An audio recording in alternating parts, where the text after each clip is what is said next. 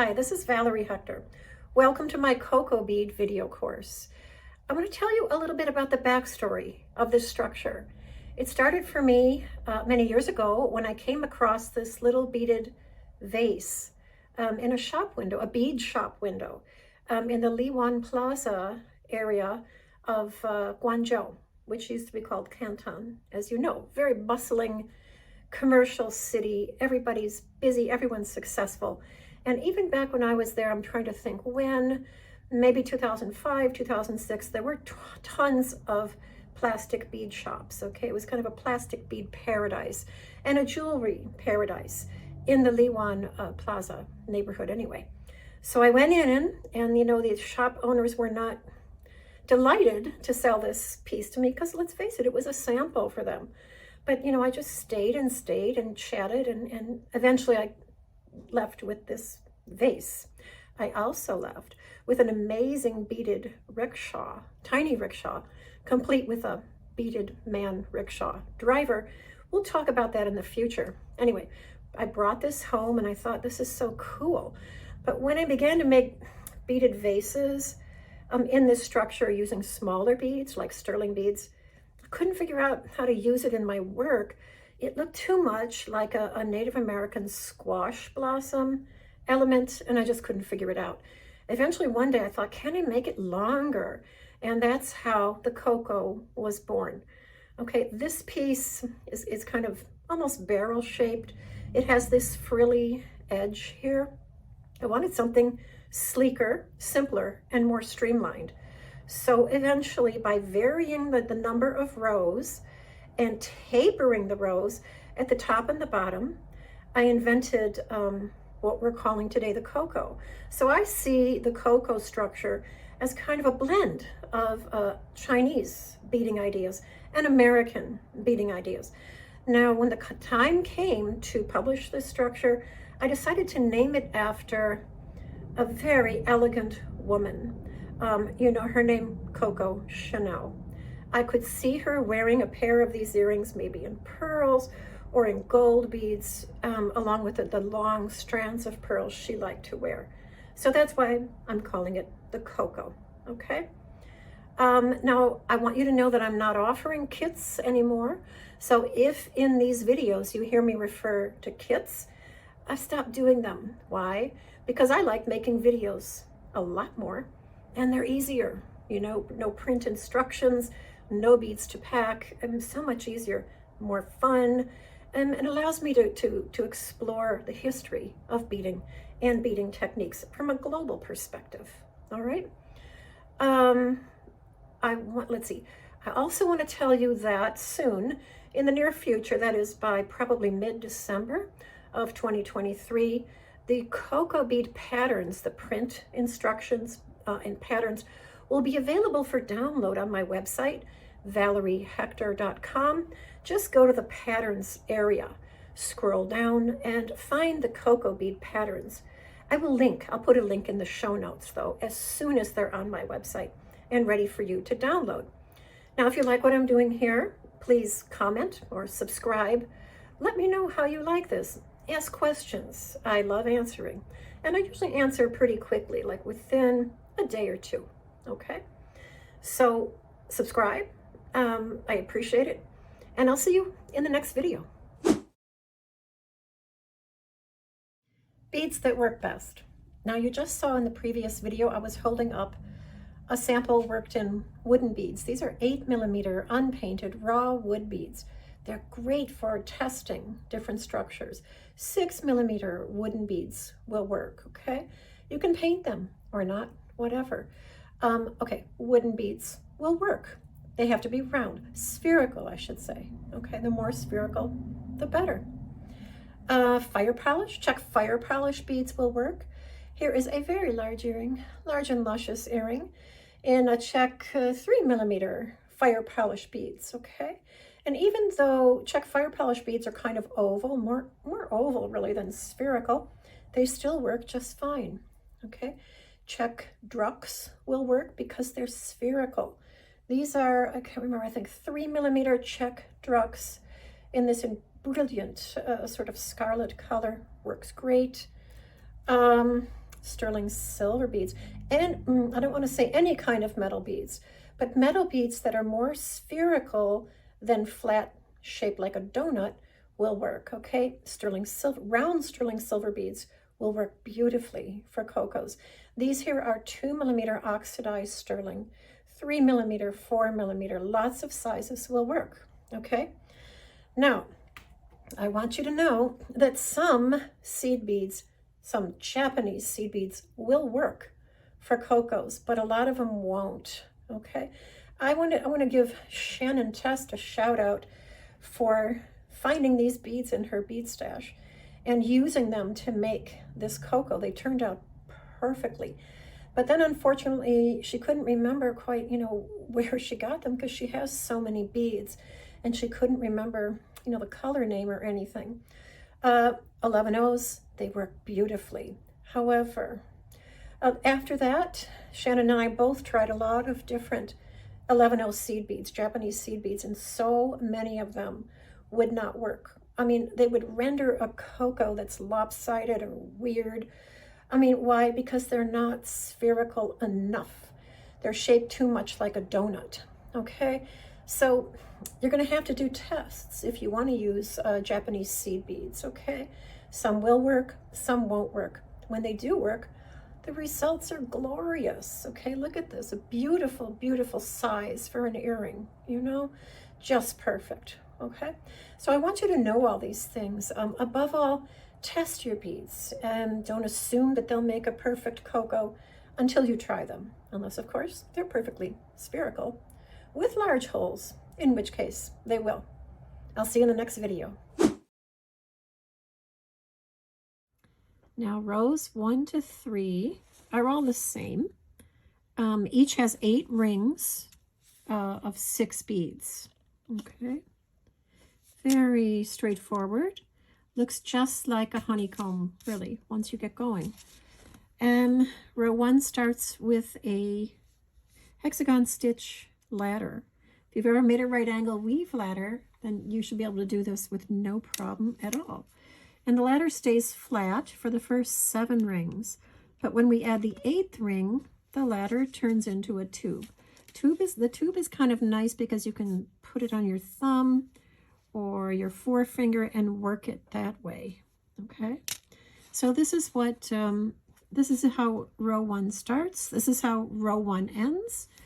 And then we get row 2, 2 rows of the honeycomb, and then row 3 is 3 rows of the honeycomb.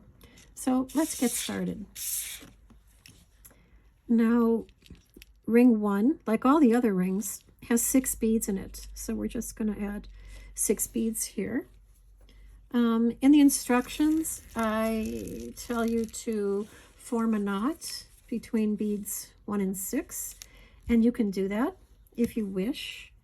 If you're an experienced beader, you don't have to. You can just keep going through the beads until the thread catches, right? As you know, knots can be kind of tedious because they can stick in the holes of your beads and make it really hard to get through a hole. But I think we can avoid that if we work slowly and carefully. So here's the first ring. I'm adjusting it. I'm tugging on it a little bit. I want it to be reasonably tight. It'll tighten up more later when we reinforce it. But for now, that's good. I'm going to check, take a second and check. Does it have 6 beads? Yes, it does. Perfect. All right, and now we're going to add ring 2. We add ring 2 by stringing 5 beads. And then going through the bead we're coming out of in the first ring. And again, if you know right angle weave, this is just kind of classic. It's just a variation, okay? Now we're going to navigate up to where we can add the next ring. And as I mentioned in the instructions, I suggest you follow a figure-8 thread path while you're building. Certainly the first 3 rows of this structure, and that is to maintain, to make sure that the holes in the beads are evenly full of thread, or relatively evenly full of thread. However, again, you don't have to do that. You can use any thread path you like.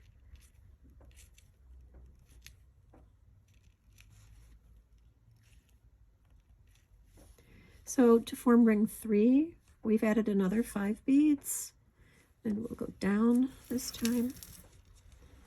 Pretty straightforward. As you imagine, you can really get going fairly quickly here. All right, I'm going to get into position to add ring 4. If I didn't mention it already, I'm using a size 12 needle because the holes in these 3mm fire polish beads can be kind of small at times, you know.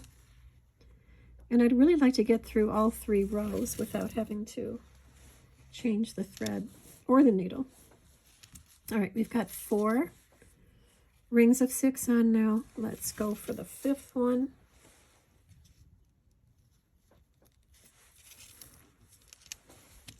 Okay.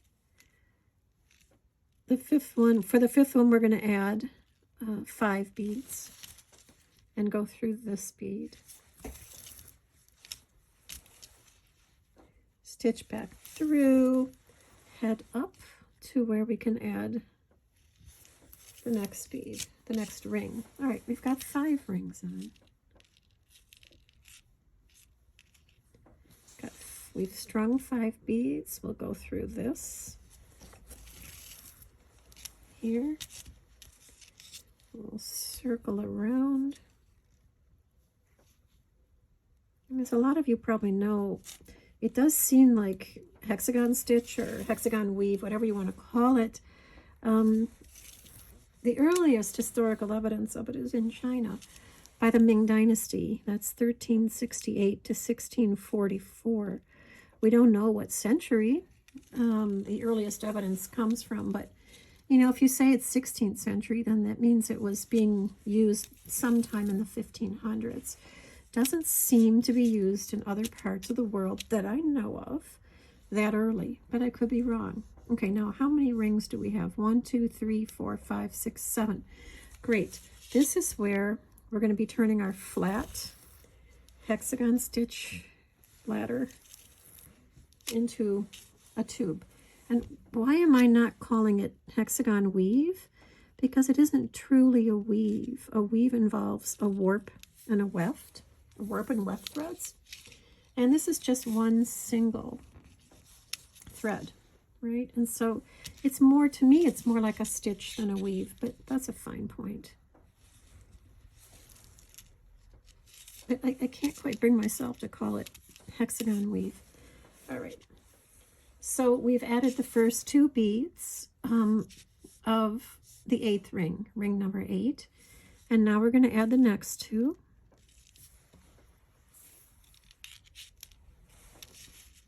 And I always like to set up these 2 stitches like this because you know you can't go wrong.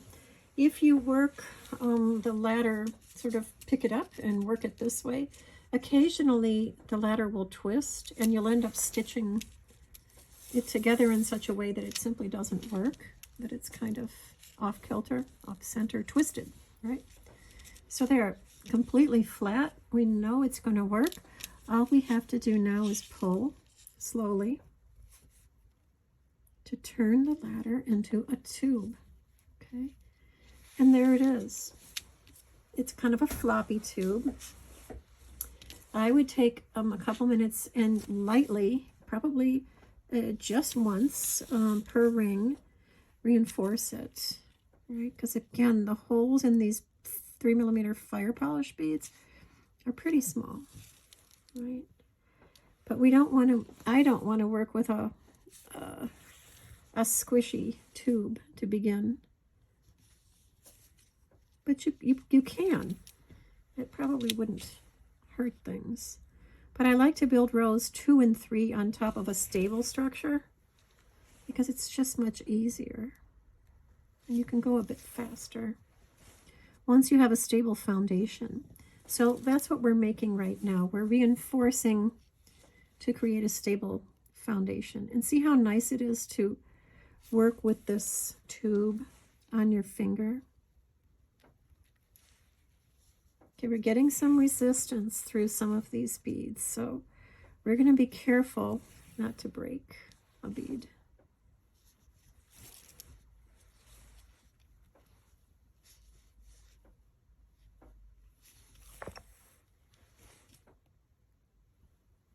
Yeah, I wouldn't attempt to go back through this bead. So what am I going to do instead?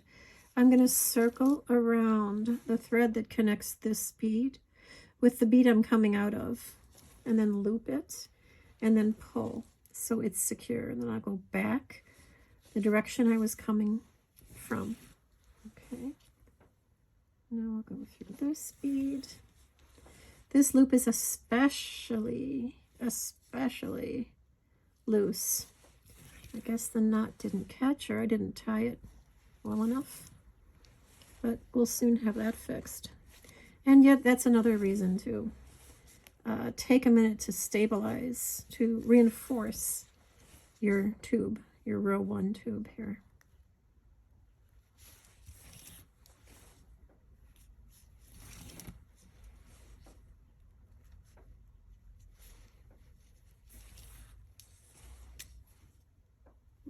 This ring seems pretty loose too, but we've got that fixed. Should I go back through this one? Yeah, probably. Whoops.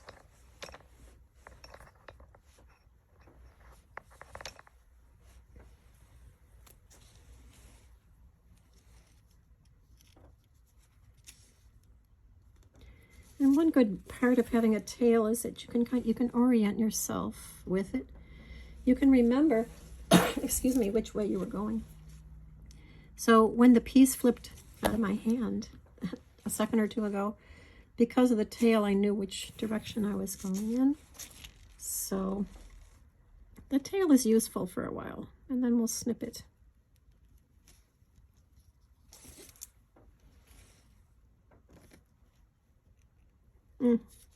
Too tight to go back through. Okay. I am looping the thread around the thread that connects these two beads, and I am going back the way I came so I can avoid the bead that's too full of thread. And if we went through it, we'd probably split it.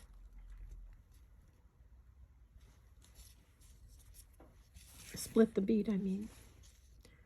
Okay, one more ring here, and then I'm going to start row 2. Now you can start row 2 from here, build it up like this, or you can start row 2 from here. It really doesn't matter. It's equal. And once you learn how to make this structure, which you very soon will, you'll make it without any instructions at all, and you'll do it in the way that you like best, that works best for you. All right, so I am going to get into position to add ring 1 of row 2. Here's where I've decided to start it, but you can start it anywhere. You could start it coming out of this bead here. See, we're splitting pairs of beads here. But this one works fine. It's in the northwest corner of this ring. And if I always build rings starting from the bead in the northwest corner, then I kind of know where I am. I have a system, I guess you could say. All right, so since this is one bead of our next ring of 6, and this is the other, we've added 4 beads here, or I've added 4 beads, and I'm going to go down through this bead. And so we formed our ring of 6.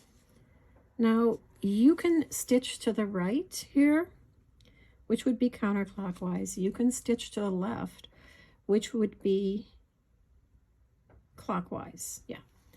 You can stitch any way you like, okay? There's no rule. In the instructions, I think I have us mostly stitching clockwise. So now I want to get into position to add to the next ring, which is ring 2 here. So already 3 beads of ring 2 are in place. 1, 2, 3. So we're just going to add 3 more because we're creating rings of 6. So I'm going to go through this bead here.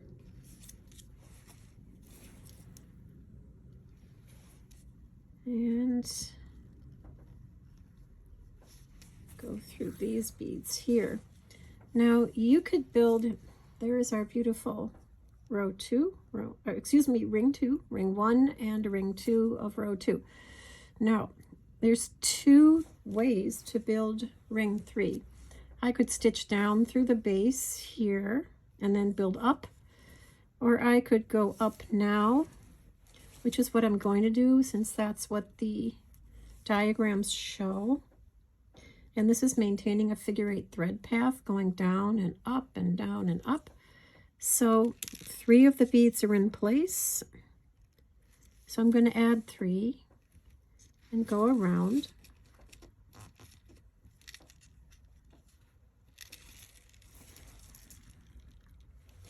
And here is ring 3 of row 2. Now, my needle is heading in this direction, so I'm going to circle back around this ring and then get into position to add ring 4.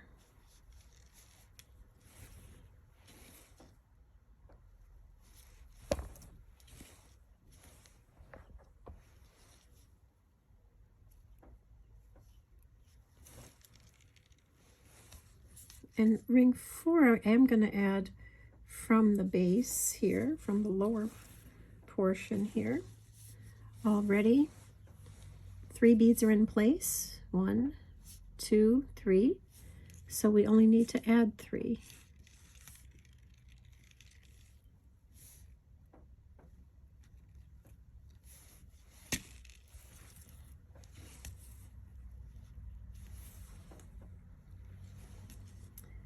And so now we want to get into position to add the next ring. And since I built this ring starting from the base, I am now going to start from the sky, we could call it, or the roof, right? So 3 beads are already in place for this ring. So we're going to add 3 here. And go through this bead here and pull. Now we're going to work our way around this ring and then get into position to add the next ring. Let's pull a little.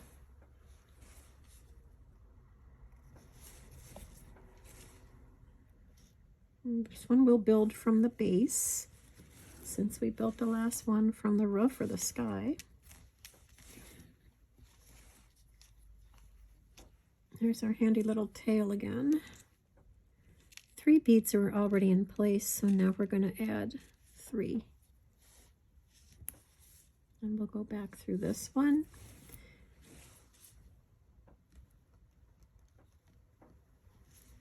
Through this one. Through this one. And if memory serves, we should build from the sky, but I could be wrong. But it doesn't really matter too much.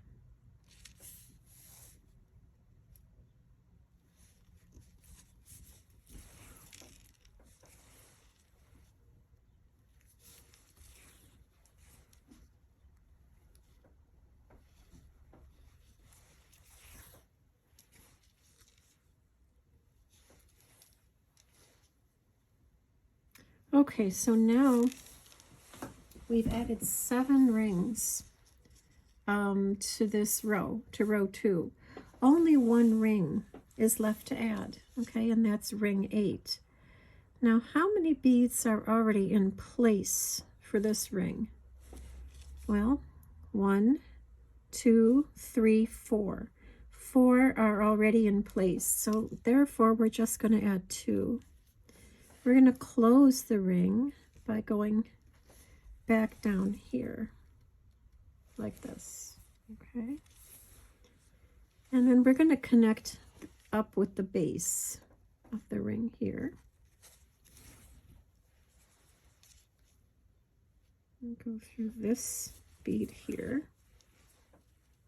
And we're going to get into position to add row 3. We could also reinforce row 2 now, but I feel like we have a good enough foundation that I'm going to wait to reinforce until we've added row 3. How are we going to add row 3? We're going to get into position by going through the bead that's in the northwest corner of this ring. You could go through any ring, the bead in the northwest corner of any ring. It doesn't matter, right? But since this is nearby, this is what we're going to do. Now, 2 beads are already in place for this ring, so we're going to add 4. So all we're doing is we're creating the honeycomb pattern. We're continuing the honeycomb pattern that we started in row 1. It's a beautiful pattern. It's one of the prettiest patterns in Mother Nature, you know, a honeycomb. Okay, and so then we just continue until row 3 is done, slowly working our way around.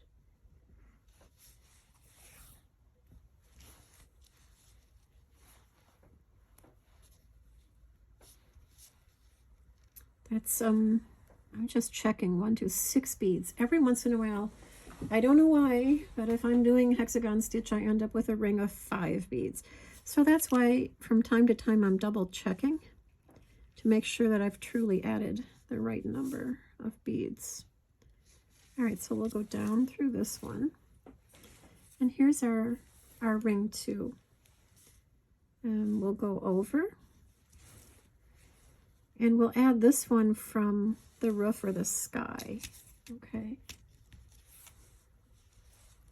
And why do we do that again? Because I think it distributes the thread more evenly throughout all the beads so that certain beads don't end up being clogged. Like if you always stitch through the base here, you're going to be more inclined to clog up these beads, and it's going to be harder to reinforce later on. And then you increase your risk of breaking a bead, right? So that's why I advocate a figure-8 thread path, at least for the first 3 rows. Okay, again, you use whatever thread path appeals to you. Just be careful you don't break a bead, especially if you're using glass beads. Not so much if you're using still silver. Okay, I'm getting into position to add the next ring. We know that 3 beads are in place. We know that this ring is definitely formed of 6 beads, not 5, not 7. Once in a while I add 7. I don't know why. And I try to find the errors or the anomalies in the patterns quickly so that I don't carry them through and then have to figure out what am I going to do to fix that. Okay, so now I'm going to add the next ring from the sky.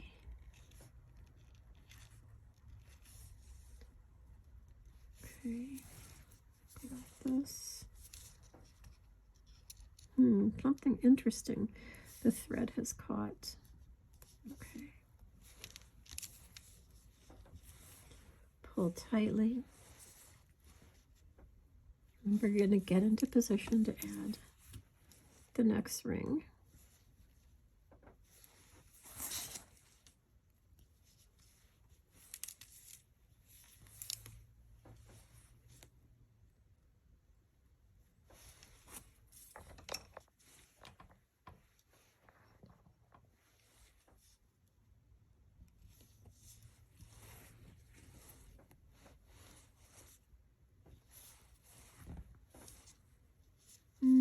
Not far to go before we'll be done with row 3.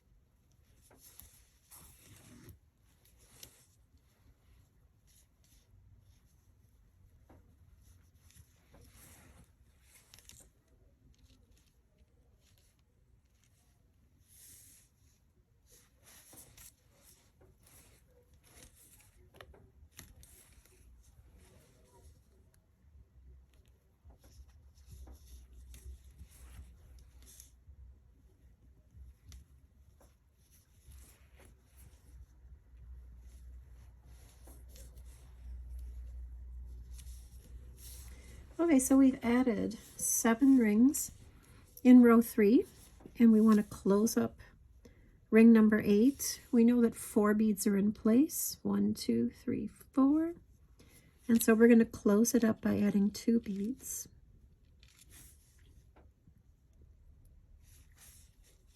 Like this.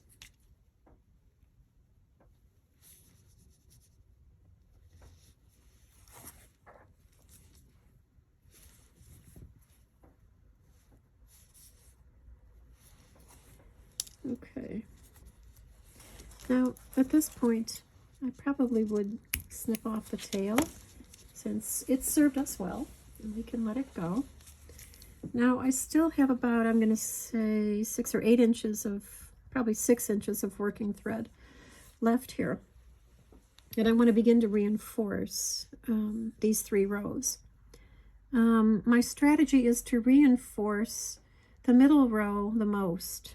Okay, because that does form the very center of your cocoa, and you want that to be firm. Okay, so I'm going to navigate down to the middle row, which is row 2, and I'm going to start slowly reinforcing it. Okay, you can reinforce it by going around each bead in each ring, one by one. That would be the most systematic way to reinforce it, and you can keep going until you can't get through a bead anymore.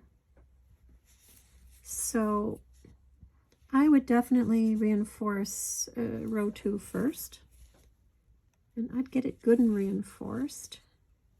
Again, because you don't want your cocoa to be floppy. At least, I don't know, I don't.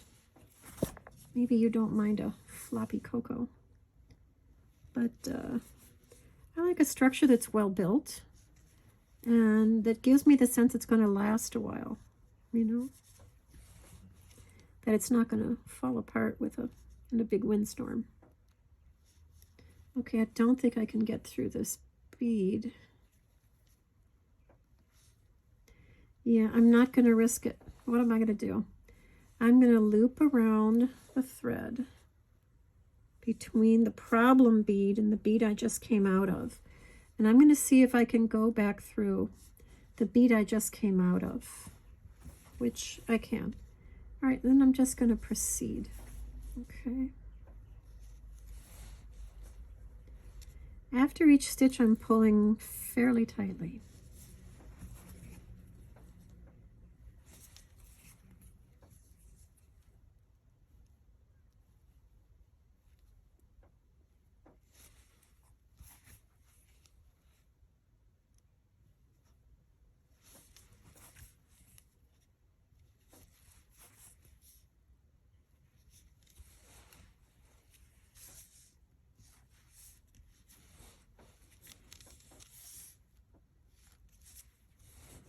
And I think it's times like this when the meditative aspect of this work becomes more present, more apparent. You know, where it's just very, especially given everything going on in the world right now, it's very peaceful, very relaxing. That's very contemplative, you know. Your mind can wander, can drift.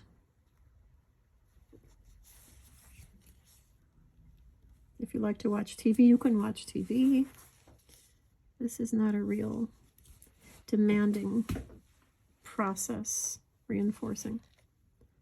Let's see, you can forget if you went down through a bead or you didn't, trusting that that bead will get reinforced very soon.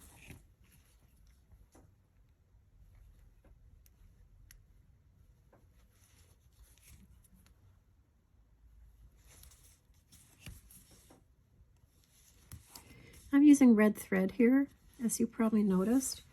You can use any color of thread, but I wanted a contrast with the green of the beads so that you could clearly see which was which.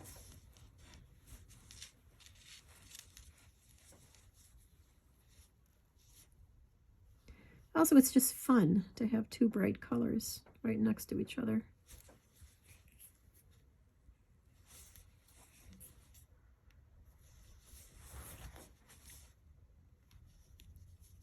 And as we keep reinforcing, the honeycomb pattern becomes even clearer and crisper, which is nice.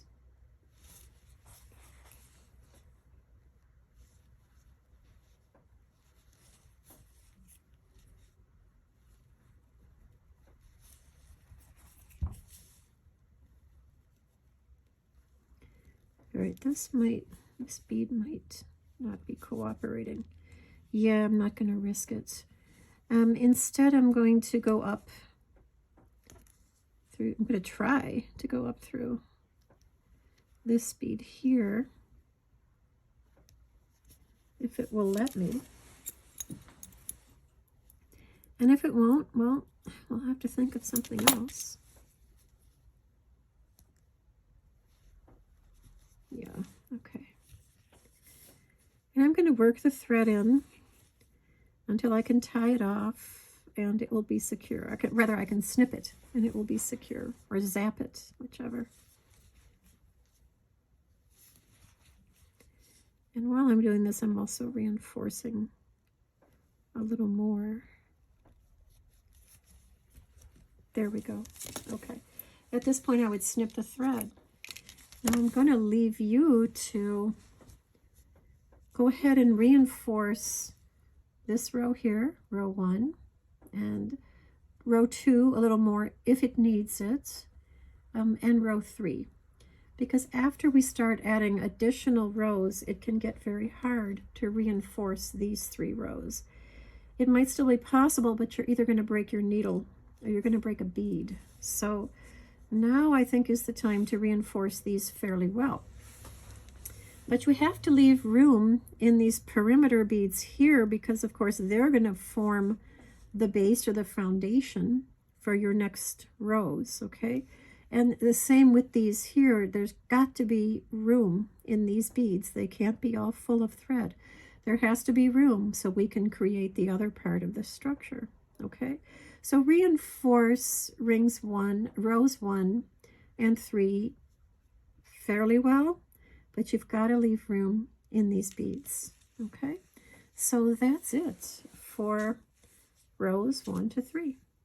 Very nice, pretty firm, reasonably firm structure. It will get a little bit firmer when we reinforce rows 1 and 3. Okay, and I will see you in a lesson for row 4. Now row 4 has 8 rings of 5 beads in it, and those rings are stacked on the rings in the previous row like bricks are stacked in a wall. They're offset, right? If you think of fish scales, it's like that, right? So first we're going to form row 4 and then we're going to reinforce it, okay? I have a bunch of beads set out here. I didn't count them. We don't really need to count them since it's going to be extremely obvious when row 4 is complete, okay? So again, you can work to the right here, going counterclockwise to build this row. You can work to the left, going clockwise to build this row. Either way is okay. The instructions teach you to go clockwise, so that's what we'll do here. Now 2 of the beads in our first ring of 5 are already in place, so we're adding 3 beads. We're going to go down through this bead and we're going to pull. I did add on a new length of thread here, and I'm hoping that this is enough thread to get me through row 4, 5, and 6, maybe. Okay, so we're going to circle back around and get into position to add ring 2. And in row 5, I will also be checking to make sure that I've only added 5 beads in a ring, because sometimes, you know, I'll be stitching along, I won't be paying enough attention, and I'll find out later on that I added 6 beads for a ring, or I only added 4, and then I'll have to figure out how to fix that. So I'm going to try to pay attention here to the pattern that I'm creating. Okay, we're getting into position to add ring 2. Ring 2 already has 3 beads in place, so we're just going to be adding 2. And we'll also just be adding 2 to create rings 3, 4, 5, 6, and 7. Okay, so it's going to be clear sailing for a while here, just adding 2 beads per ring. Okay.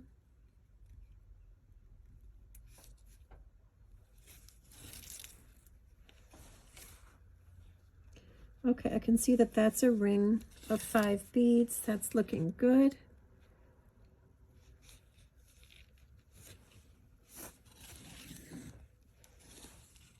I think I'll build this next ring from the top, the sky, whatever. We know that 3 beads are already in place. That's 1, 2, 3. So again, all we need to add are 2 beads.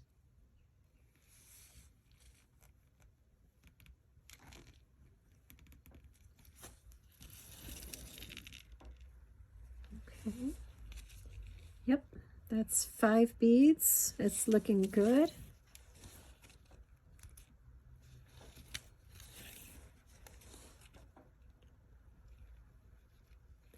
Now we're circling back around to get into position to add, this would be ring 4. We'll build from the base for ring 4. 3 beads are already in place. Make sure that this ring has 5. Yeah, it does. So we're only going to add 2 beads.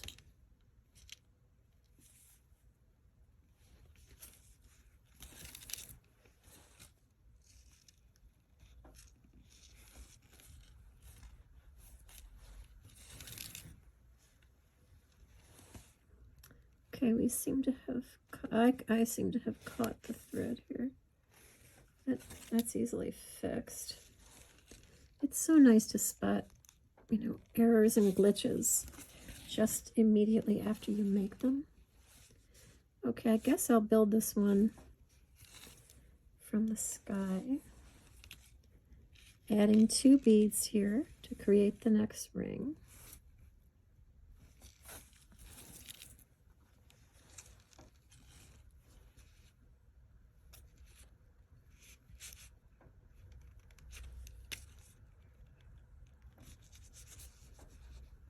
Okay, so for whatever reason, it seems like this bead just isn't going to allow us to go through it. So what do? We use our tried and true solution here. We loop around the bead we can't go through, the thread between the bead we can't go through and the bead we just came out of. And we reverse course, we reverse position, and we continue as normal. And I just want to check, yeah, this ring is definitely made of 5 beads. Now, it might be loose, but I am going to trust that we'll be able to reinforce it when we get to reinforcing row 4. So right now, I'm not going to worry that it's a little bit loose. Okay.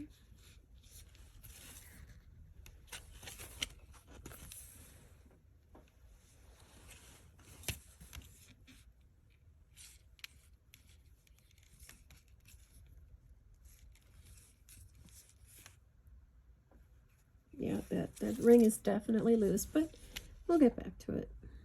It's better than breaking a bead, right? Again, if you're working with sterling beads, you don't have to worry nearly as much that you'll break a bead. It's highly unlikely, but you could split the seam of a bead. Now, if that happens, you can take a pliers, and like a chain nose pliers, a flat nose pliers, and gently pinch the 2 sides of the seam, hoping you can get that bead to go back together. But it doesn't happen very often. All right, this ring definitely has 5 beads in it. It's looking good. So we'll go ahead and build the next one.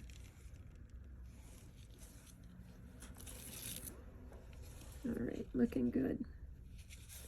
And this is ring number 7, right? And we know there are only 8 rings in this row, in row 4. So we are very soon going to have to be building the final ring. But first we have to get into position.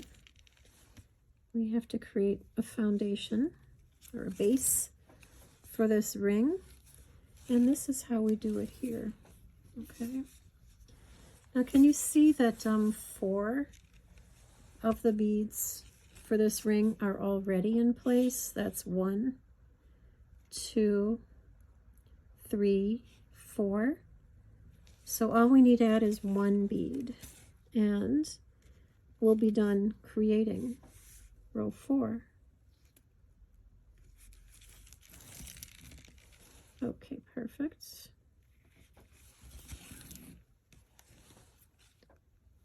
And our next task is to reinforce this row, because it can be really almost impossible to reinforce this row after row 5 is in place. It's just because of the angle at which these beads sit, you will definitely either break a bead or you'll break a needle, in my experience, if you're using glass beads. Now, even if you're using metal beads, it can be in a size 10 needle, it can be incredibly hard to get the needle in the right angle to allow you to reinforce row 4 after you've added row 5. So let's go ahead and reinforce row 4 now. And I'm just going to do my best to circle around each ring once, okay? If these beads had larger holes, I would probably circle around twice. I might still try. We'll see. I have to see. Already we can't, we can't get, this may be risky. Oh, we made it. Okay. I'll probably just do reinforce once per ring. Okay. We'll see. All right. Working slowly because we could break a bead. All right. Okay.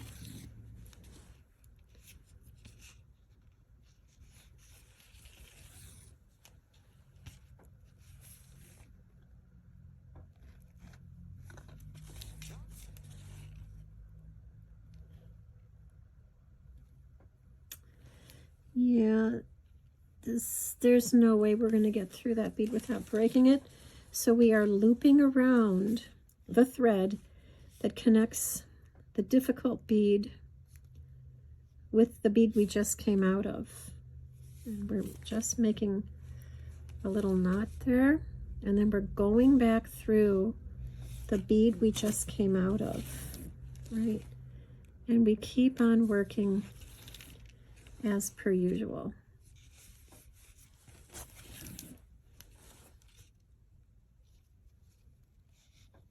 Okay, even this bead is a little bit full of thread.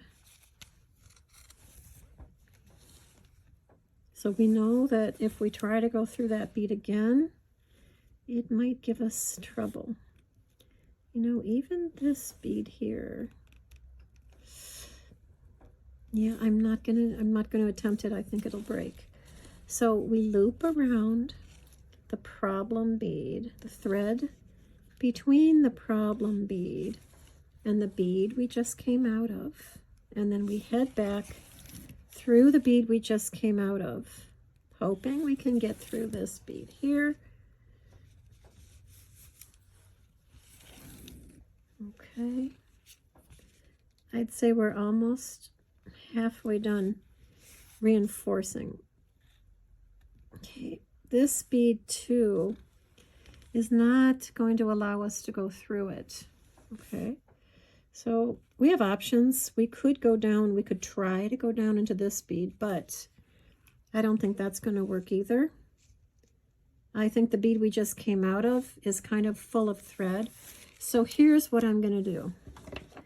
I am going to leave a little tail thread here so I know where I left off work. And I'm just going to do my best to get back in to where I was without breaking a bead. Even if I have to go through this bead here, I don't think I can go through that one. You know what I'm going, let's see, we couldn't go through this one. I think I'm going to have to go through this one, which is very loose, and probably to fill it up with a little more thread, what I would do is I would just go back through it, form a little knot between it and the next bead, and go back through this bead. We're just filling it up with thread a little. See if it will let us go through this bead. Yeah, it will. Great. See if it will let us. I think this is the one that blocked us. Okay, fine. So we're going to try to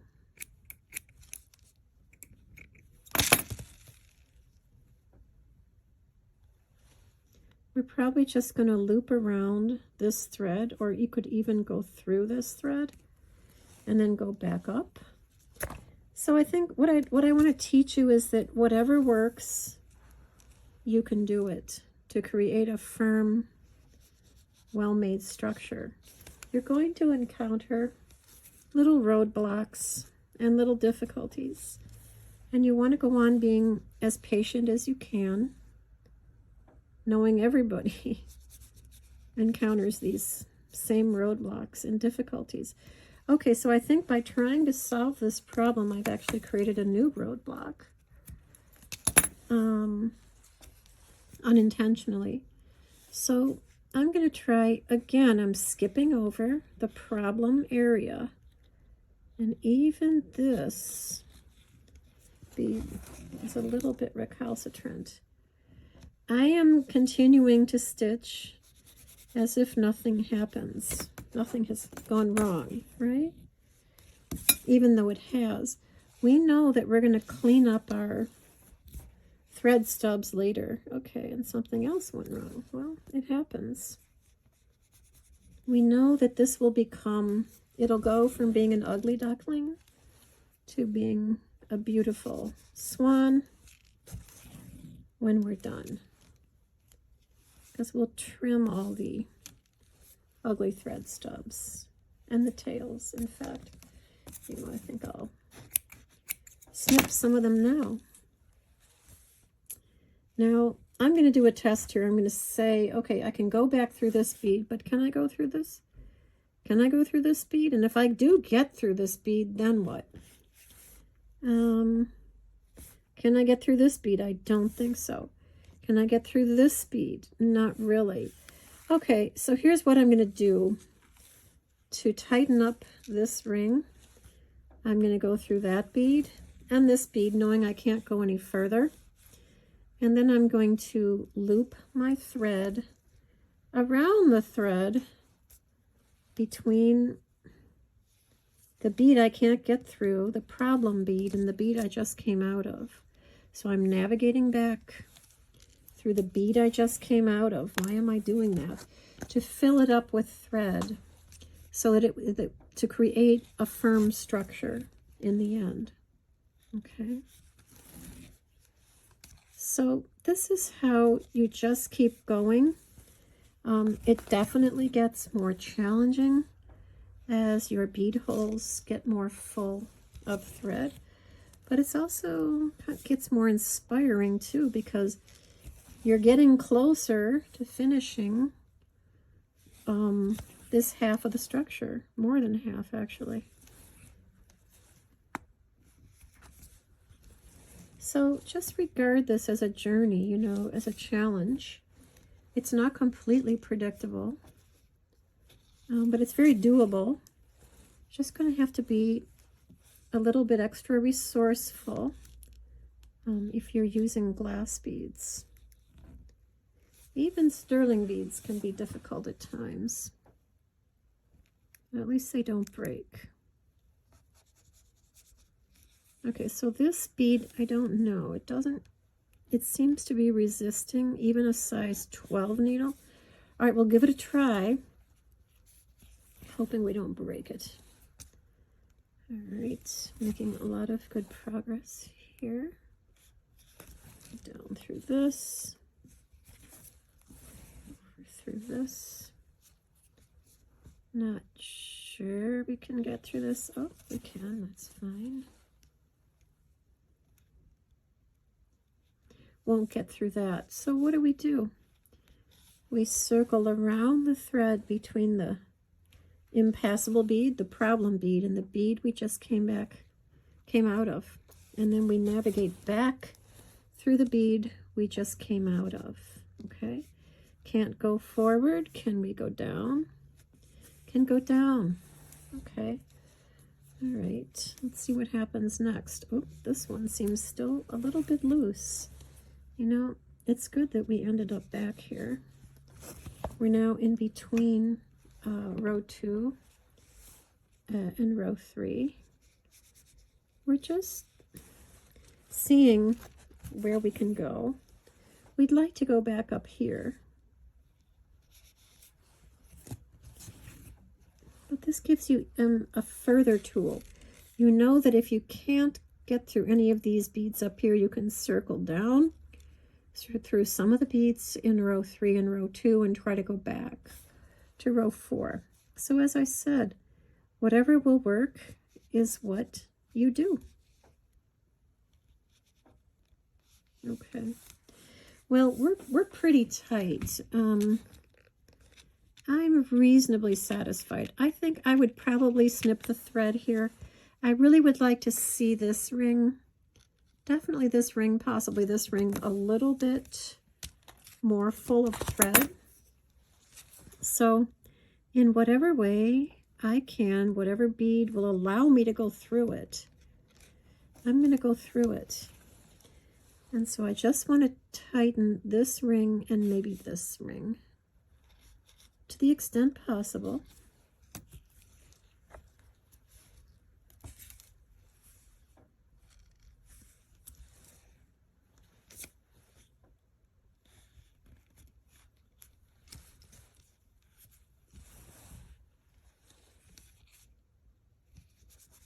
And we've still got a fair amount of space in these perimeter beads here, which we're going to need when we go to add row 5. All right, can't get through that one. Probably can't get down through that one. Let's see if we can go through this one. No, we can't. Well, I'll tell you what I would do. I would snip it. And then I would probably... I would consider it worth the effort to tighten this a little bit. Or is it this one? I think it's this one. If we can tighten it, I would tighten it now. Because later is just about impossible. Okay, no, we can't get through that bead there. Fine. We're going to do our looping around trick. Loop around the thread between the problem bead and the bead we just came out of. Worst case scenario, we have still added more thread to this bead and we have tightened up this area here a little bit. Okay? Since we know it would be really hard to tighten it later.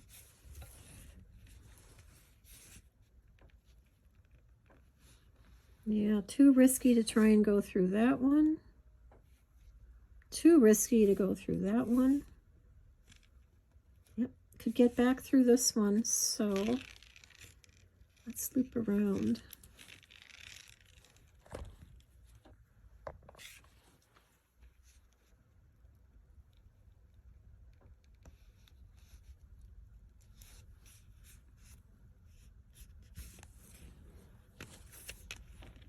All right. Now, I would probably call it a day with respect to this row. a messy row, to be sure, given all these thread tails, but you know, that's part of the process, and we will zap them, trim them, whatever, to the point where they're not even visible later on. Now, I added, after what happened in row 4, you know, we ran into multiple roadblocks. I did add on a new length of thread. I am using a relatively fresh size 12 needle, and we're going to create row 5 on top of row 4. Row 5 has 8 rings of 4 beads in it. It's kind of like, we're definitely creating right angle cells, okay? Right angle squares, we'll call them rings. So if this is row 1, row 2, row 3, row 4, we just added, this is row 5. It also continues the inward taper somewhat that we started in row 4, okay? Now each of the rings in row 5 is stacked on top of the ring in row 4 below it, like dinner plates are stacked. You know, you could, or the floors in a skyscraper are layered just straight on top. So each ring of 4 beads in row 5 only shares 1 bead with the ring of 5 beads below it, okay? It only shares 1 bead. It doesn't share 2 beads, like it doesn't have a foot in 2 different rings, okay? So I'll set this guy aside and let's get started.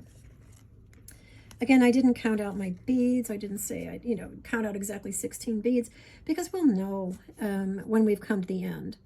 Now, we can either navigate to the right, or we can navigate to the left, meaning we can build row 5 by going counterclockwise to the right or clockwise to the left. All right, but you know this already.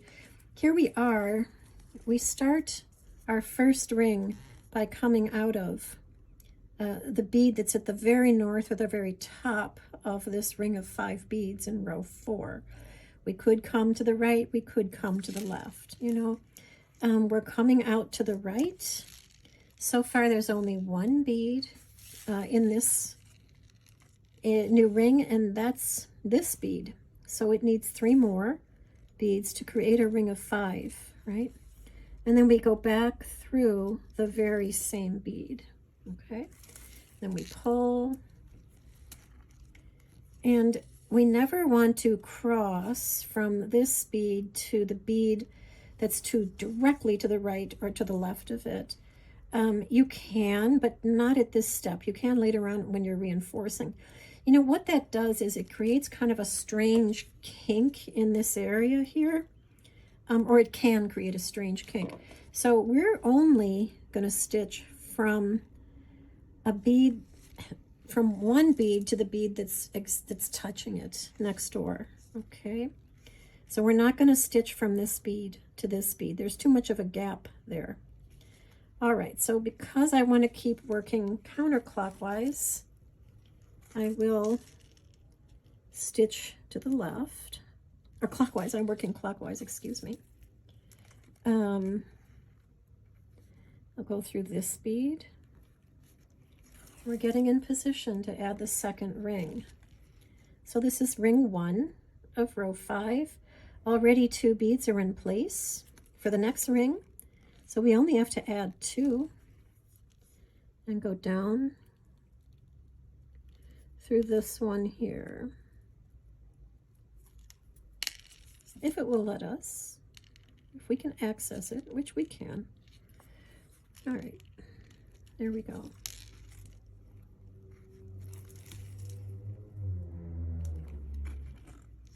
Okay, I'll pull a little bit. And this is ring 2 of row 5. We'll complete the ring. Great. Now, if we want to maintain a figure-8 thread path, or try to, it is easy to forget which way we're going.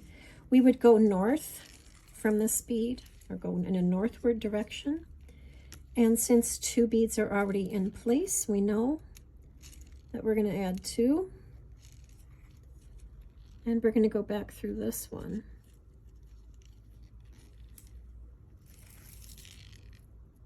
Okay. Now we only have one option here for where we're going to go.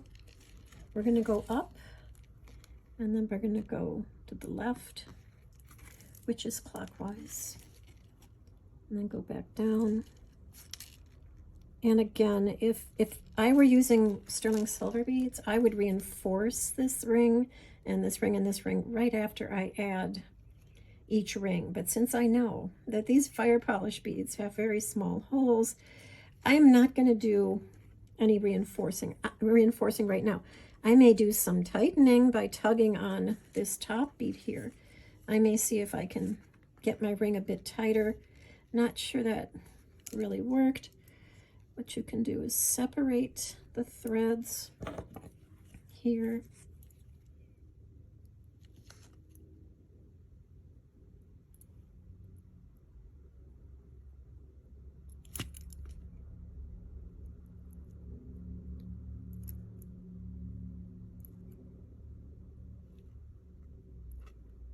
Yeah, and see if you can grab one of the threads and you make it pull a little more tightly. I think that worked. So now we're just going to keep adding rings of 4 beads, okay, to finish off row 5. So how many rings have we added? We've added 3 rings so far. We're going to do our best to maintain a figure 8 thread path, especially since we're using these 3mm fire polish. Assuming we can remember which comes next.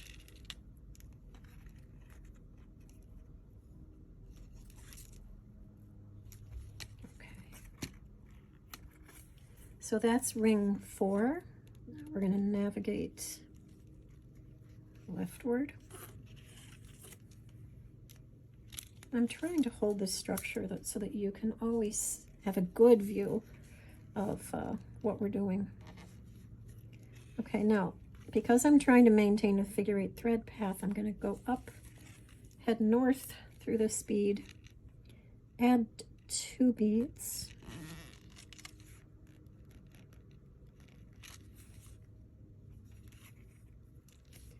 and come back around through this bead.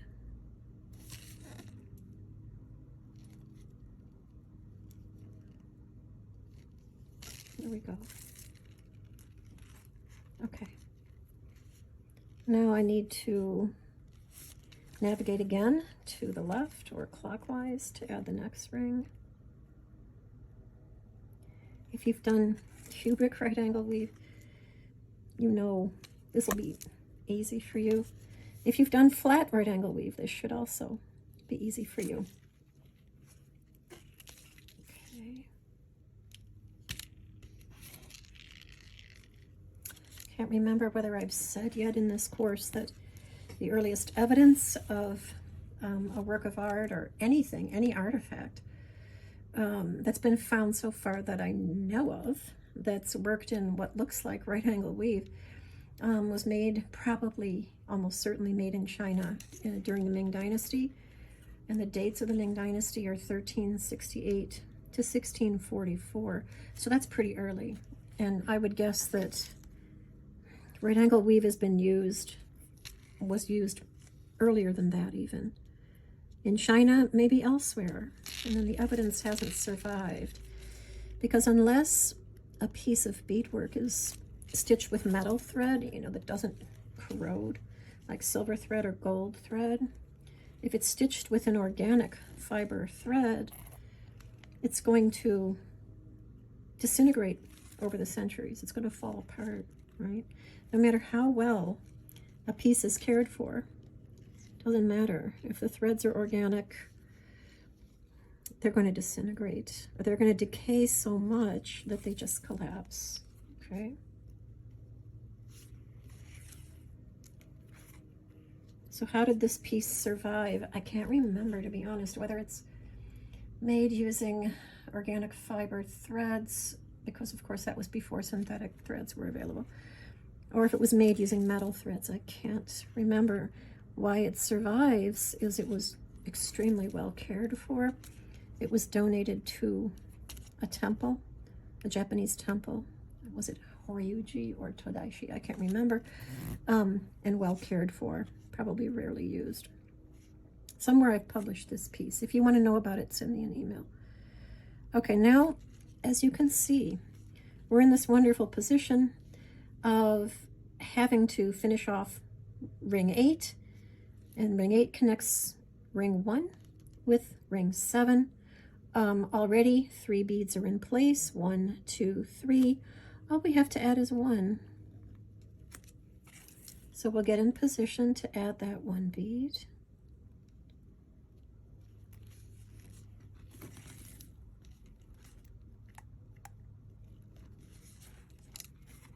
Before we do, we'll pull a little bit more. Okay, here we go. And then we'll finish off this ring.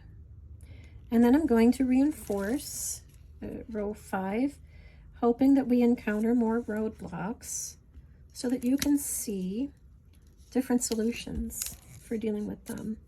You may already know them. You probably do. And you may have invented your own. All right, even to go back up through this bead feels a little dubious. So what I'm going to do here is every time I reinforce a bead, I'm going to try to remember to pull. And hopefully that will help reinforce too. You know, we may have better luck with this row, excuse me, with row 5. Reinforcing row 5 than we did reinforcing row 4. Who knows?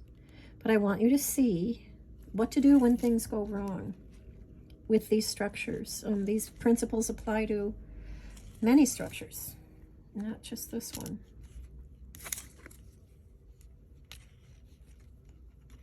And it is kind of nice to have a tail here because it's sort of a marker. It lets me know when I'm done reinforcing this row.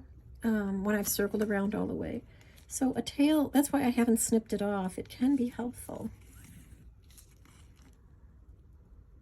Like a trail marker or a guidepost or a sign. And you can see I'm going pretty slowly here because I don't want to break a bead at this point.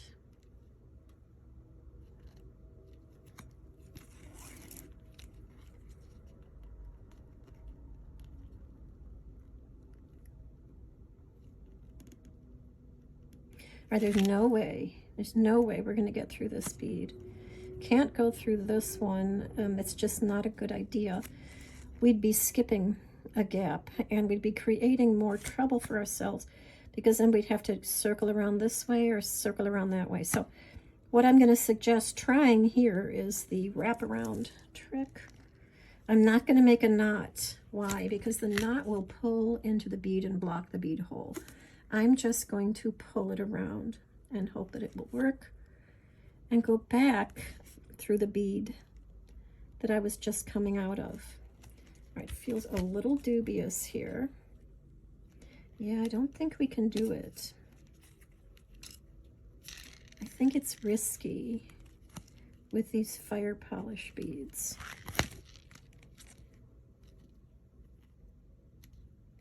And we have to proceed very slowly here. There we go. I think I was grabbing the wrong thread. All right, so what would I do at this point? I would try to go over through this one again if I can't.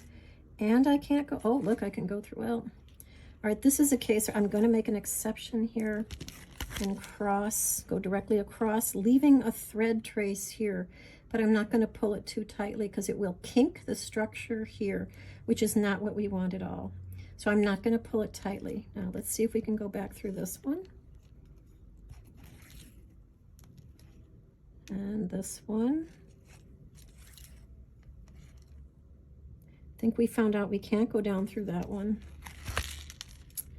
Since since I know that row 6 is going to make us do this anyway, I'm going to skip across here, okay? It's okay, but don't pull too tightly yet, okay? See how I've left a thread here? Row 6 is going to make us do that anyway, all right? So it's all right in this case to do that. All right, now I'm going to work on reinforcing this ring. And wonder that I'm going to do a test here. Can I get through? No, I can't even get through that bead. It's full enough. So I'm skipping over to the next one.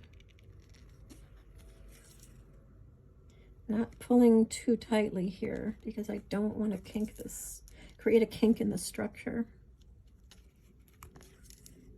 Okay.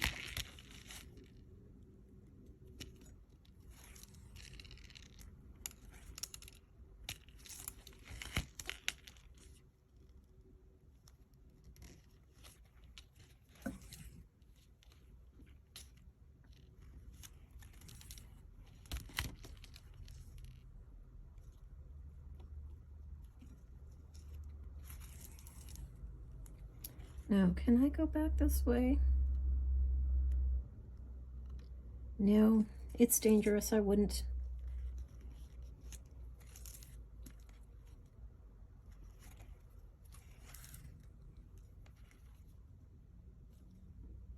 I'm doing a test here. If I go, yeah, I guess I can, but I won't be able to. Yeah, I can. Okay. So, you know, before you go in a certain direction, you can test the beads to see how full they are of thread. Just try to see if the needle will go through it, through the bead, right? Obviously, if it won't, then you don't want to head in that direction. You want to create another solution, okay? Now, see, we're almost back at the tail, which tells me we're almost done reinforcing row 5.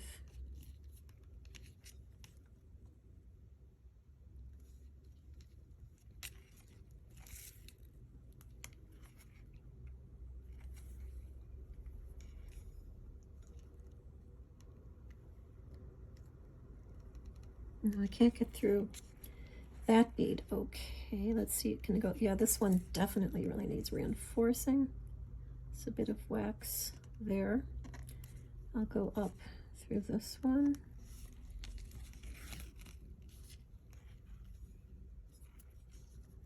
Over through this one.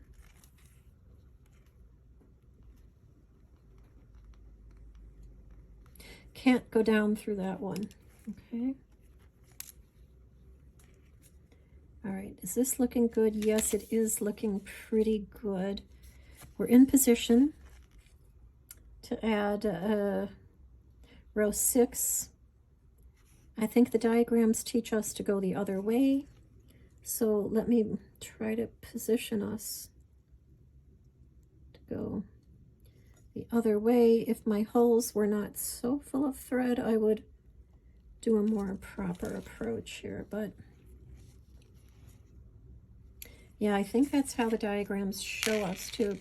This is setting us up to add row 6, working clockwise, okay? So we're gonna build it by starting here and then circling around. But we'll get to that soon enough. Right now, we've got a reasonably firm structure. If I were using sterling beads again, it would be more firm by now. But since I'm using glass beads with small holes, I'm not gonna push it. Right? Okay, there we are, and I will see you in the next lesson, which is row 6, which will be the North Pole of our cocoa. So row 6 creates the North Pole of the cocoa. Here it is here. Here's row 5 here, all these rings of 4, 8 rings of 4. Row 6 only has 4 rings of 5 beads in it, okay? So we continue the taper and bring the taper to a kind of a point right here by creating the North Pole, okay? We're only going to be adding a total of 6 beads in this entire row, okay? Excuse me, a total of 8 beads. 8 beads in this row. Again, I haven't counted them out because it's going to be very obvious what we've added, where we are, and how many beads are in our rings. So I'm going to try to hold this straight up and down for you to see better, because this can be a little tricky. Again, we're going to create rings of 5 beads, all right? And they stack on top of the rings in row 5 like bricks in a wall. So we know that this next ring, first ring in row 6, is going to have a foot in one ring in row 5 and a foot in a different ring. Okay, it's going to join those 2 rings. So if 2 beads are already in place for our ring of 5, then we know that we have to add 3 beads, right? So I have strung 3 beads here, okay? And I'm going to go back through, I'm going to hope, let me put it that way, that I can get back through this bead here. Yeah, okay. And then pull. So this is ring 1 of row 6, okay? Now I'm going to continue working in clockwise direction, so that's from right to left. You could easily build this, again, going left to right. You can build it any way you want. It's a very cooperative structure, as long as you create rings in the right way. Okay, so I'm going to circle back to get into position to add ring 2. Now, we know that ring 2 is going to have a foot here and a foot here. It's going to have a foot in 2 different rings. So we have to create a base for it by going through these 2 beads here. There we go. Now we can see that 3 beads are already in place. That's 1, 2, 3. We only have to add 2. Okay, so let's come back down through here. All right, now that's ring number 2. All right, so we can't really, you can sort of see the taper that's forming, but it'll become clearer when we finish this row.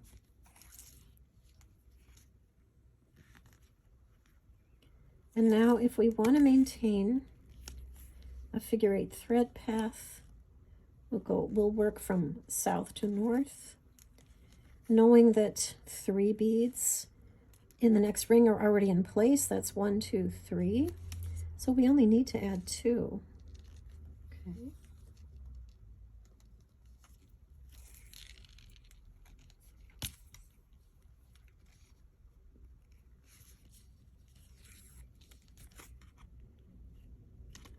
Okay, now I'm seeing the point more, the taper, and I am navigating into position so that we can add ring 4, which is the last ring. See how I'm crossing over and then going up. I think I'm going to pull a little here. 4 beads are in place. 1, 2, 3, 4. We only have to add 1. Like this. Gonna pull. All right, so all of our rings are in place, right? Our 4 rings of 5 beads, but we've got to connect these 4 beads, 1, 2, 3, 4, because right now they're not connected. So any way that we can do that is fine.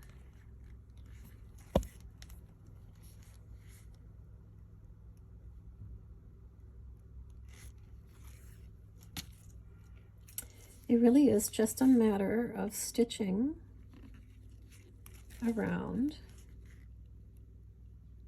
the top, the very tip, the very north of the North Pole. Okay. And then we want to close the ring that we're creating here. All right, now is a good time to try and reinforce row 6. Hoping that we won't have too much trouble not forcing the needle through any bead that feels resistant. Okay, working slowly, firmly, deliberately.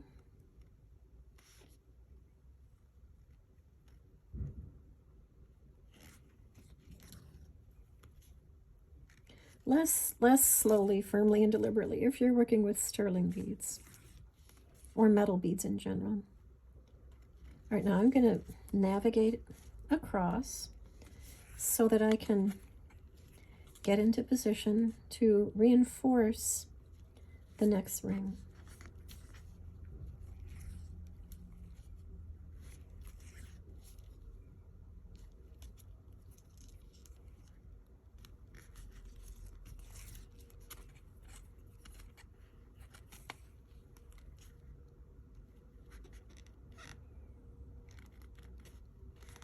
All right, I'm hoping this, yeah, I'm going to back out of there. I feel like that's risky. Let's see if we can go back through here. No, we can't. Let's see if we can go up through here. No, we can't. I'll try again with this bead. No, I'm just going to snip this thread here or zap it, and I'm going to come in somewhere else. I'm going to try to see where do I need more reinforcing. Well, we know that we need more reinforcing here. It'd be very difficult, extremely difficult to go up through this bead here because the angle is so strange. We'll almost certainly break our size 12 needle. There's no reason to do that. We'll make it easy on ourselves here.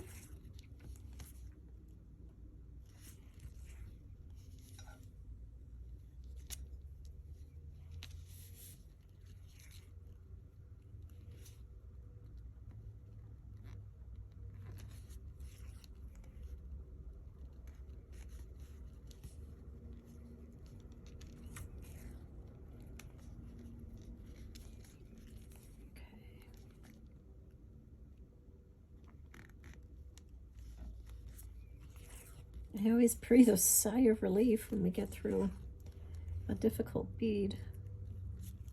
So I'm just going to keep reinforcing as much as possible without breaking a bead. And if I encounter roadblocks, as I'm definitely encountering now, I'm going to decide, do I want to take the risk of going through them? Or do I want to navigate around? Sometimes it makes sense to take the risk and try to get through a problem bead. And sometimes it doesn't. And you'll have to just use your intuition as to when is a good time. Now I was working in a clockwise direction, and now I'm going back counterclockwise. Any direction that will allow me to reinforce as thoroughly as possible is a good direction.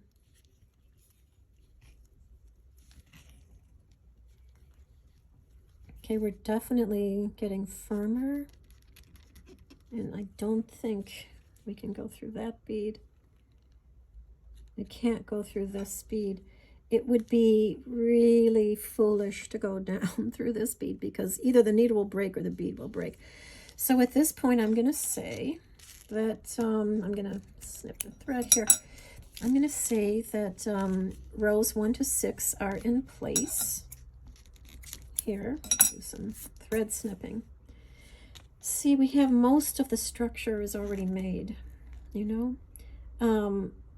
and there's a difference. These green beads are the same, but because I used red thread here, they look different a little, maybe lighter than the beads in this structure where I used black thread, okay?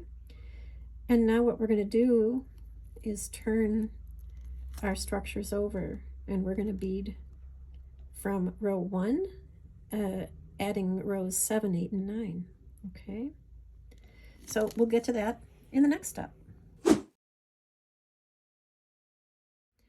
Now I have added a new thread to my Cocoh here in hopes that I can build rows 7, 8, and 9 with just one thread and maybe even get some reinforcing done. Not much is left, rows 7, 8, and 9 are a total mirror image of rows 4, 5, and 6, right? So you can see here, this is all that's left. What's above the red is what we have left to do, okay? And we're going to do it. We don't even need instructions. I did not detail these steps in the instructions because I think at this point you'll know how to do this. Let's ask ourselves though first, if this is a row of rings of 6, rings of 6, rings of 6, what are we going to create next? Rings of 5. See, I almost started creating another ring of 6. So as long as we know how many beads are in each ring in our current row, we can't go too far wrong, you know? Using a size 12 needle for glass beads helps. For sterling beads, I would stick with a size 10. I probably would never drop down to a size 12, most likely, because the 12 is going to break with the metal beads. So I'm just getting some wax out there. Okay. And I'm going to continue working clockwise, which is to say right to left. As you already know, you could also work left to right. It's a very cooperative structure. All of these bead polyhedra are. Maybe beadwork in general is cooperative, most of the time. Okay, then I'm going to navigate to the left here and get in position to add the next row. Excuse me, the next ring. Okay, I can see that 3 beads are in place already, so we only need 2.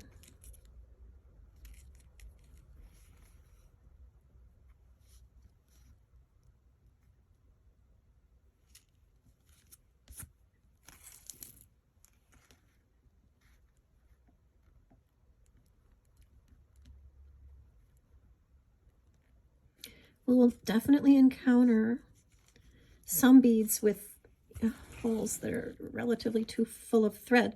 So again, we're just going to have to navigate around them or find workarounds, find solutions, you know. I'm going to continue maintaining a figure-8 thread path to the best I can, knowing that, you know, being human, I will sometimes forget which way I'm going. All right, 3 beads are in place. 1, 2, 3. Let's add 2.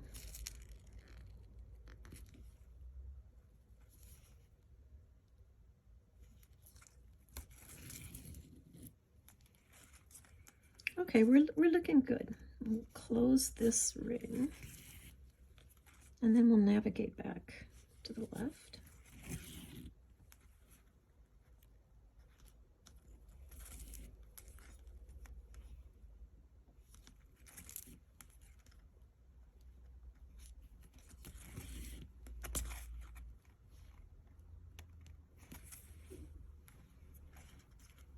Only 2 beads need to be added.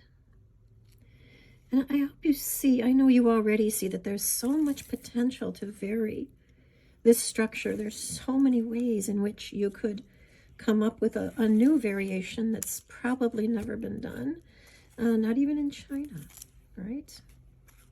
And I encourage you to invent your own variations.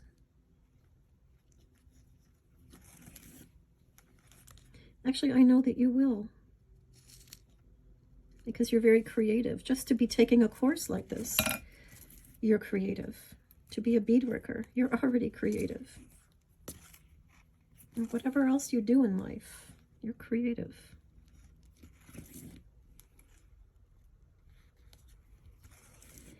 One thing about these 3mm fire polish beads that's nice is I can stick my finger down the middle of this tube and kind of support it while I'm beading. If you're working with 2mm sterling beads, of course, you can't do that. On the other hand, in general, it's easier to reinforce 2mm sterling beads. So your structure is probably already fairly firm and easy to operate on. Okay, I think I'm supposed to go south to north here. Add 2 beads. Whoops. And we see how quickly we added that row. We're almost done. We just have to close up ring 8 here. And then I'm going to reinforce probably just once because I'm working with these 3mm fire polish. And I don't want the holes to get too full of thread so that I break a bead. I'd rather not break a needle either, if possible. But it happens. Okay. So we have built row 7. Now I'm going to reinforce it.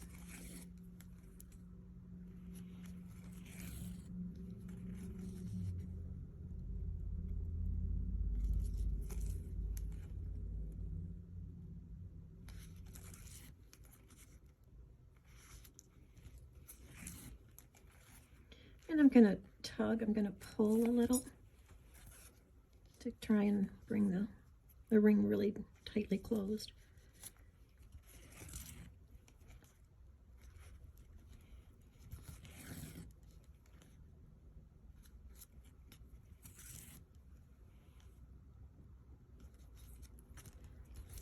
Okay, so I wonder if we're coming up to a roadblock here. We can do it. We can do it, but then can we get through this one? See how I'm testing the beads? Like, can we get through them?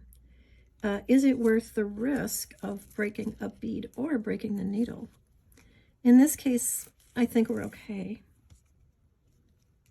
But I want you to see roadblocks and issues and problems so you learn how to fix them if you don't know already.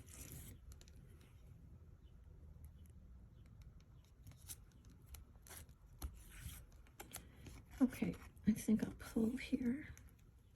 See, we're really getting a taper, a beautiful taper here. All right, now this could be, well, I don't know. I feel nervous about it, so I am going to pierce the thread here. Just put the needle through the thread, go back through the bead I just came out of if I can, hoping I can. Oh, I can't. Okay, this is really interesting. Well, you know, either at this point I would snip or I would take the risk that maybe we can, we did. We got through that one. Okay.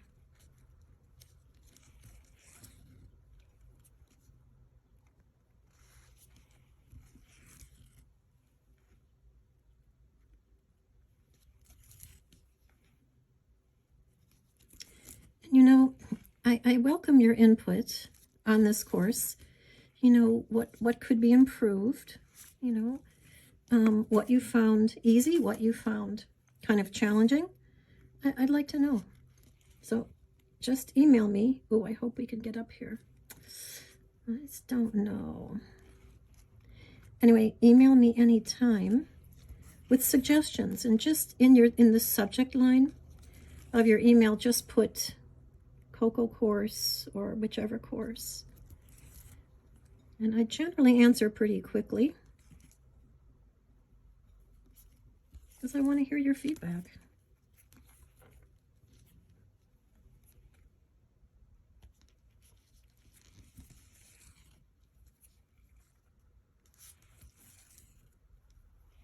Okay, I'm going to test and see if I go through this one, can I then get through this one? No, it's too risky. I am going to proceed.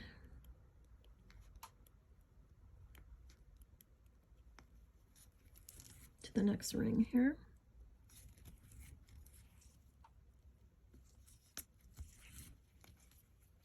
Now, can I get through this one? Yes.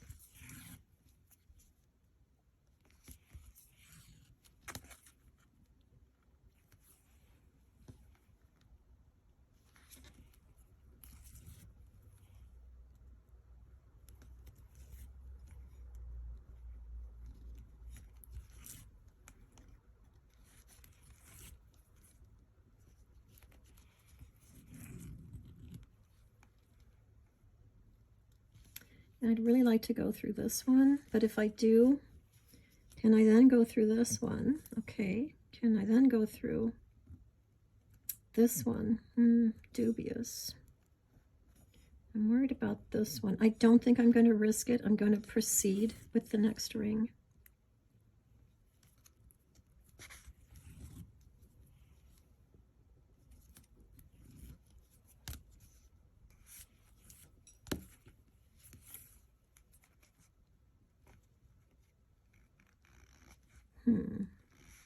You know, I think sometimes you can kind of create a little bit of space in a bead just by doing what I'm doing.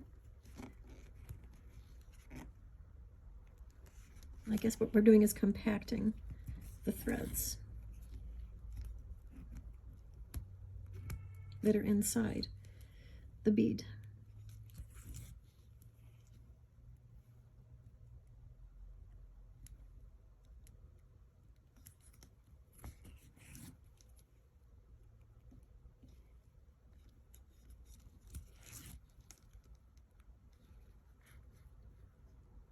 So we're looking pretty good.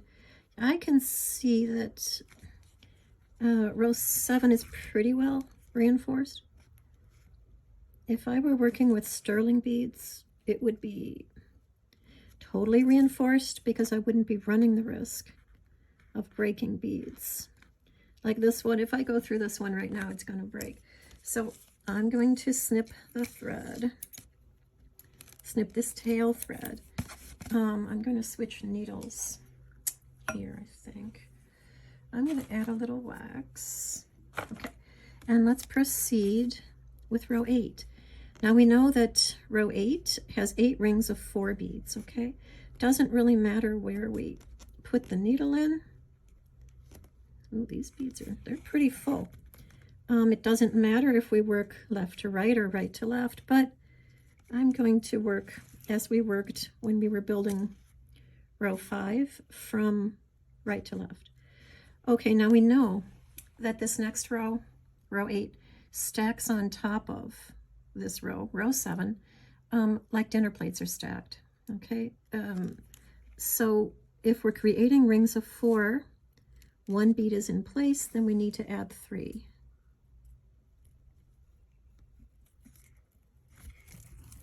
Okay, and that's our first ring in row 8.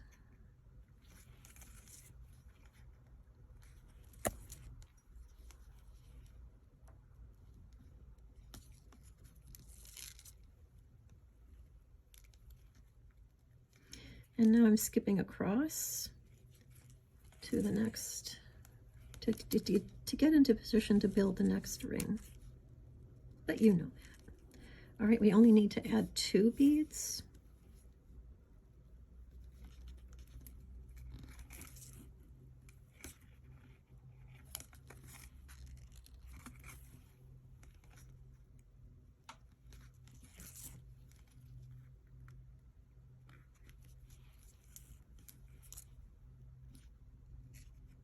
It's kind of a broken bead there. I'm not going to use it.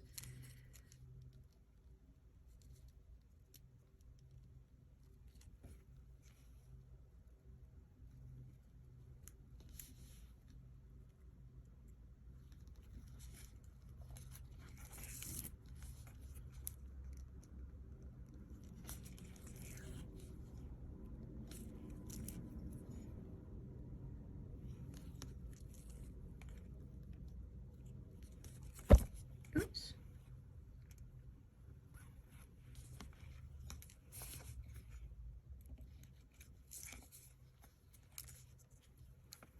All right, we've got 3 rings in row 8 in place. We will pretty soon be done with this row.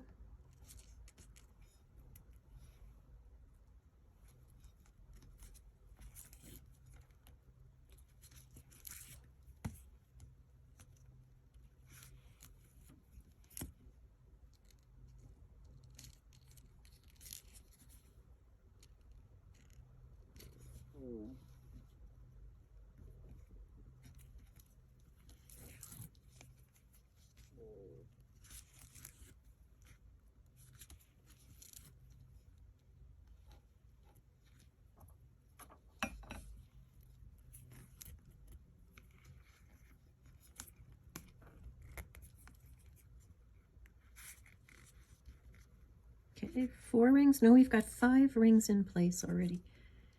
Looking good.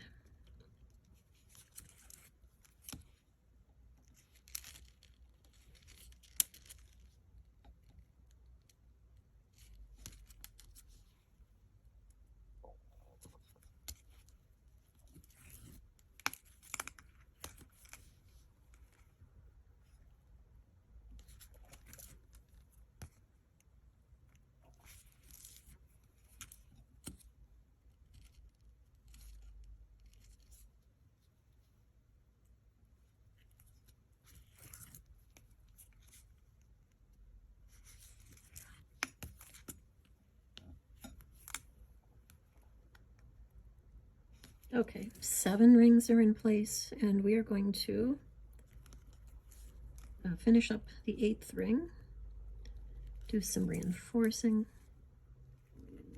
and we're going to get excited that we're almost done with our first Zaha. Well, possibly your first, not my first, but you know, each one is a joy. It's a joy bringing these things to life. You know, that's why we make things with our hands,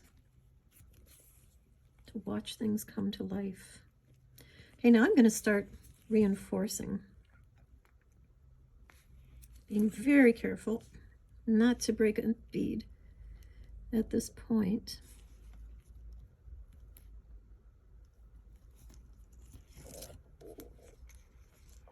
All right, so if I'm going to ask myself, if I go back through this bead, can I then get through this bead? That's what I'm concerned about. Yeah, I can, but it's dubious. So I think I'm going to proceed around.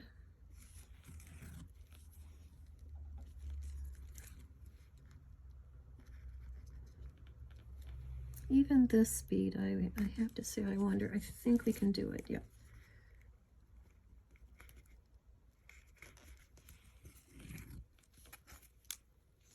Okay, we're having good luck so far.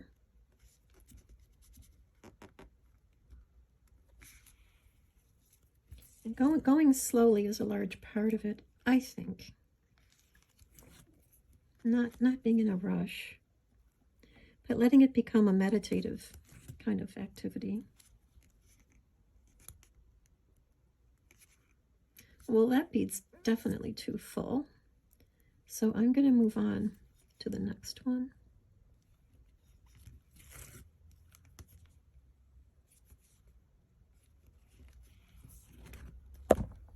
Oh, sorry. Let's see if I go through this one. Can I then go through this one? Yeah, we should be okay. So I'm going to go back through this one, down through this one. Whoops. I pricked myself with the needle. I guess that happens. I haven't done that in a while. Okay, can we get through this one? Yeah.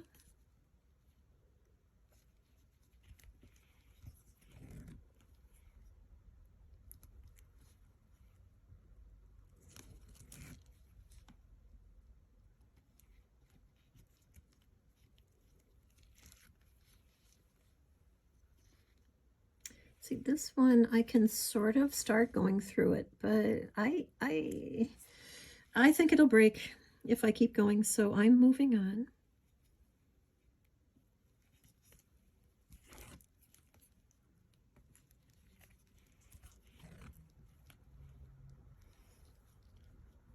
And I think I'll test this one. It's probably doable.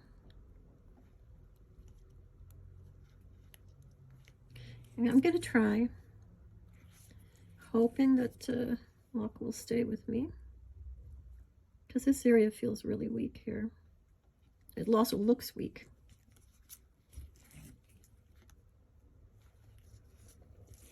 Okay, we got that one.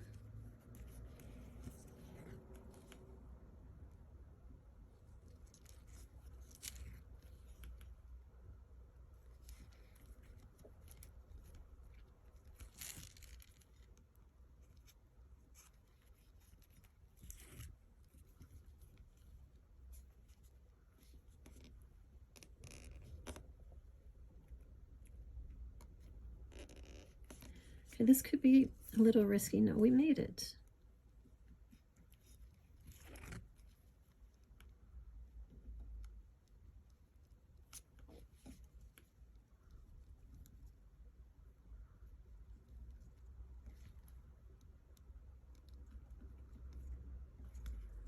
However, this one,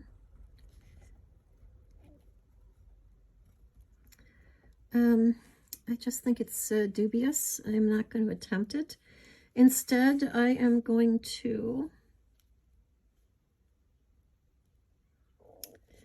circle around this thread, hope it catches, and then navigate left to right out of this bead, which is what you'll remember from the instructions, that we always start with the needle coming out of the right side of the bead when we're making this structure.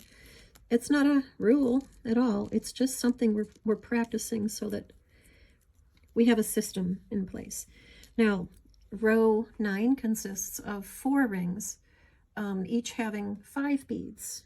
Okay, we know that this row stacks on the previous row, like bricks are stacked, or the cells in a honeycomb are stacked, right? So each of these rings participates in 2 of the rings below. So here we go.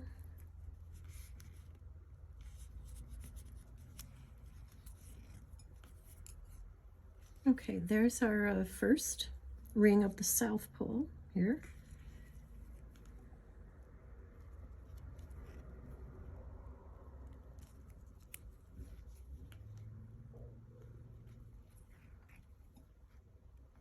Getting into position to add the second ring. Pull a little.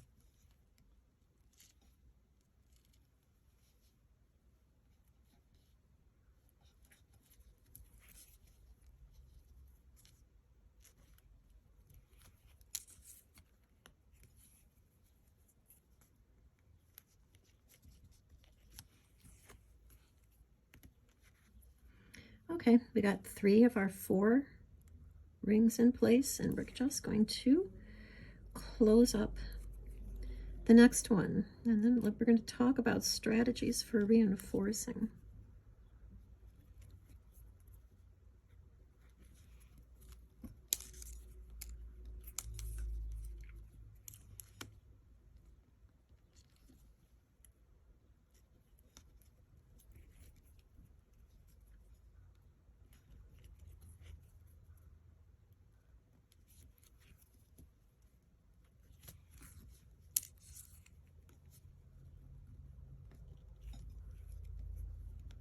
Okay, now we're going to connect the top beads in each ring into a ring of 4.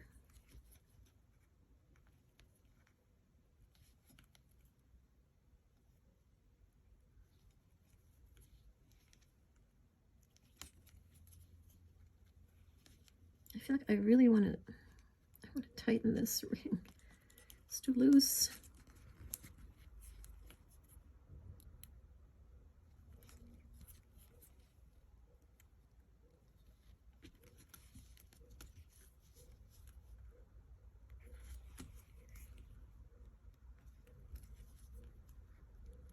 Looks like we have just enough thread left to complete this last step before we talk about reinforcing. Okay, I'm gonna snip the thread. So what I would do at this point is I would kind of try to squish the cocoa and see how squishable is it. You know, is it really, really squishable? Is it reasonably firm? Am I happy with how firm it is? Or do I want it to be firmer?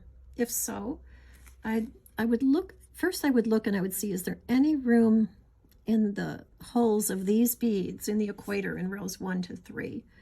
I would probably reinforce them first, because I think I mentioned in the instructions, however firm these 3 rows are, that kind of governs how firm the center of your cocoa is, and how it feels when you grasp it. You know, does it feel like it's well made, it's going to endure? So I would probably, and if you're using sterling beads, use a size 10 needle. But if you're using glass beads, definitely use a size 12 needle. I would check and try to reinforce here, right?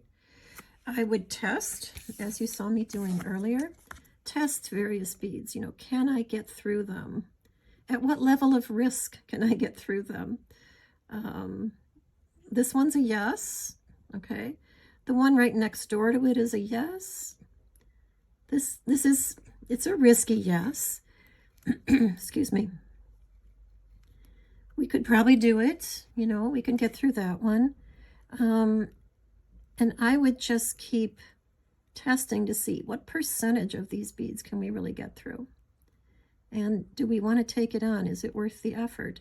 Remember that if you run into a roadblock, at this point in the structure, you very likely will have to snip off the thread and start somewhere else, okay? At any rate, that's what I would probably do. I would see what room is there, to what level do I want to go on reinforcing rows 1 to 3.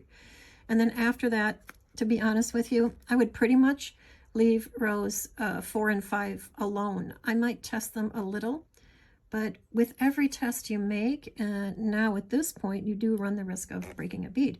I would definitely extra reinforce row 9 here, and also row 6 here, definitely. And then I would be happy with it. I would be happy with my cocoa. Congratulations, you finished your first cocoa. Good job. I hope you'll go on to make many more and use them in your own designs. And if you feel like it, develop, variations. Do your own thing. Make the cocoa uniquely your own, okay? And I have a request. If you subscribe to this channel, which I hope you will, I'll go on making more videos, okay? I welcome your comments as always, and your questions, and your suggestions, requests for future videos, okay? Whatever you like. See you soon. Thanks.